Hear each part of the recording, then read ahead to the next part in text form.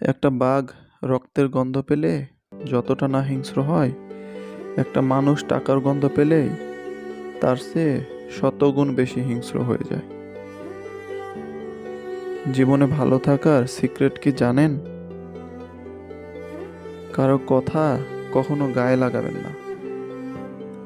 আপনার পেছনে কেউ বাজে কথা বলে থাকলে সেটা 3টি কারণে। নাম্বার 1, যখন তারা আপনার স্থানে পৌঁছাতে পারে না।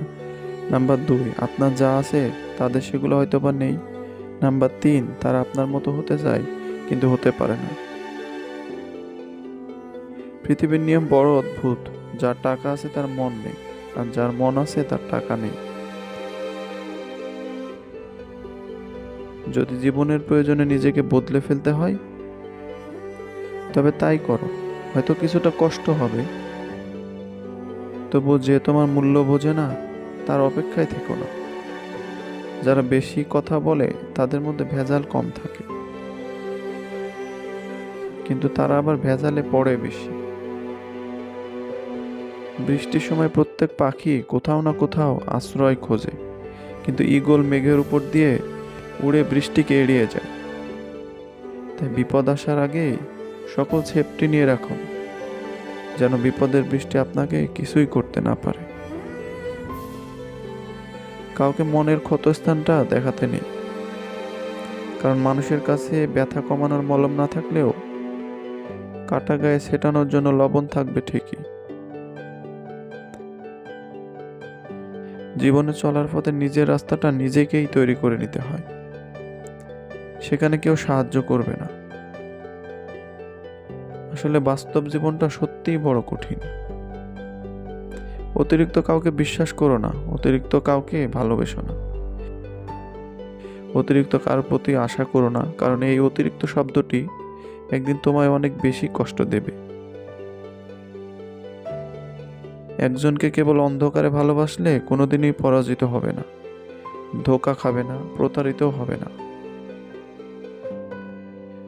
সে হচ্ছে তোমার প্রভু, এক এবং অদ্বিতীয় আল্লাহ। মানুষ হারিয়ে গেলে খুঁজে পাওয়া যায়, কিন্তু মানুষ বদলে গেলে আর আগের মতো করে খুঁজে পাওয়া যায় না। সব থেকে খারাপ তখনই লাগে যখন আপন কেউ পথভ্রষ্ট হয়ে যায়, কিন্তু ইচ্ছে থাকার পরেও তাকে সঠিক পথে ফিরে আনা যায় না। যেখানে তোমার গুরুত্ব নেই, যেখানে তোমার কথার দাম নেই, সেখানে যাওয়া বন্ধ করে দাও। এটা কারো বাড়ি হোক বা কারো মন হোক। কাউকে কাঁদিয়ে কোনোদিনও সুখী হওয়া যায় না, কাউকে ঠকিয়ে কোনোদিনও ভালো থাকা যায় না। কারণ মানুষ যেমন কর্ম করে তার ফল ঠিক তেমনি হয়। নিজের মন খারাপ, নিজেকেই ভালো করতে শেখো, কারণ তুমি ছাড়া আর কিন্তু কেউ নেই।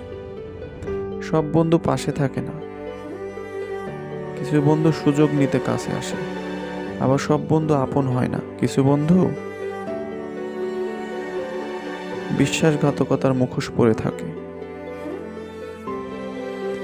যে ভালোবাসায় মানসিক শান্তি মেলে না, সে ভালোবাসায় বিচ্ছেদই ভালো। বুদ্ধিমান মানুষেরা কখনোই প্রতিশোধ নেয় না, তারা সঠিক সময়ের অপেক্ষা করে। আর তারা কি করছে সেটা তারা খুব ভালো করেই জানে। মান্যতা দেওয়া ভালো, কিন্তু ঠিক ততটুকুই যতটুকুতে নিজের মানহানি না হয়। সম্মান করা ভালো, তবে ততটুকুই যতটুকুতে নিজের আত্মসম্মান বজায় থাকে। আর গুরুত্ব দেওয়া ভালো, তবে ততটুকুই যতটুকুতে নিজের যোগ্যতা ছোট না হয়ে যায়। চুপচাপ থাকা মানুষগুলোকে কখনো দুর্বল ভাবা ঠিক না,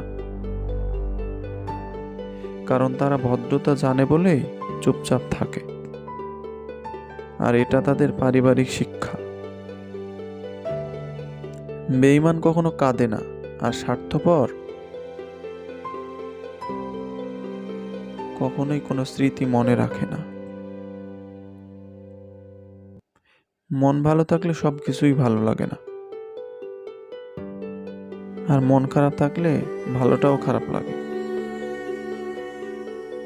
এবং এটাই হচ্ছে প্রকৃতির নিয়ম। তাই সাধ্যমতো চেষ্টা করবেন মন ভালো রাখার। সৃষ্টিকর্তার সান্নিধ্য মানুষের মন ভালো করে। তাই বেশি বেশি আল্লাহকে স্মরণ করুন, মন ভালো হয়ে যাবে। যে মানুষটা অল্পতেই অনেকটা খুশি হয়, সে কিন্তু সামান্য আঘাতেই অনেকটা কষ্ট পায়। আমি তাকেই রাগ দেখাই যাকে আমি অনেক বেশি ভালোবাসি।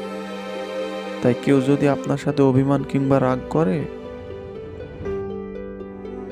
তার সাথে উল্টো রাগ করবেন না, কারণ আপনার প্রতি তার ভালোবাসার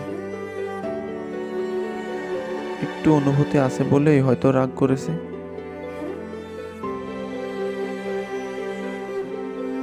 কিন্তু মানুষ একজন নির্দিষ্ট মানুষকে পাওয়ার জন্য প্রার্থনা করত, অথচ জীবনের পরিস্থিতি এমন হয়ে গেছে এই মানুষটি তাকে ভুলে যাওয়ার জন্য প্রার্থনা করে। কাকে বিশ্বাস করবে? কিছু মানুষ তো চোখ মুছতে মুছতেও এখন মিথ্যা কথা বলে।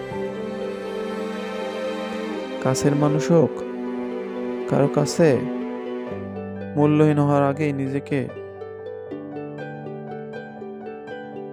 সরিয়ে নেওয়াটাই বুদ্ধিমানের কাজ। মানুষ তার জীবনে ভুলগুলো তখনই ঠিক বুঝতে পারে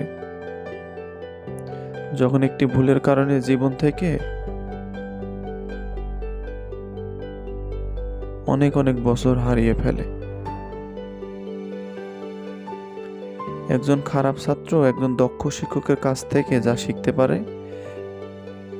তার চেয়েও একজন ভালো ছাত্র একজন খারাপ শিক্ষকের কাছ থেকে অনেক গুণ বেশি শিখতে পারে। তাই শিক্ষক বড় কথা নয়, আপনার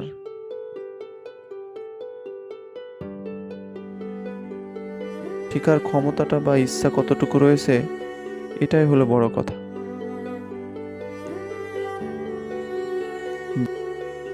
যে মানুষগুলো তোমাকে বলে তুমি পারো না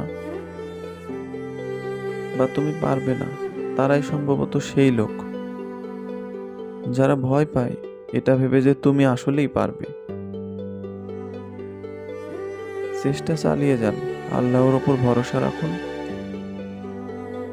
জীবনকে ভালোবাসুন, আল্লাহকে ভালোবাসো, দেখবেন আপনি পারবেন, আপনাকে দিয়েই হবে। আল্লাহ তাআলা নিশ্চয়ই আপনার মনের আশা পূরণ করবেন। আপনি সফলকাম হবেন ইনশাআল্লাহ।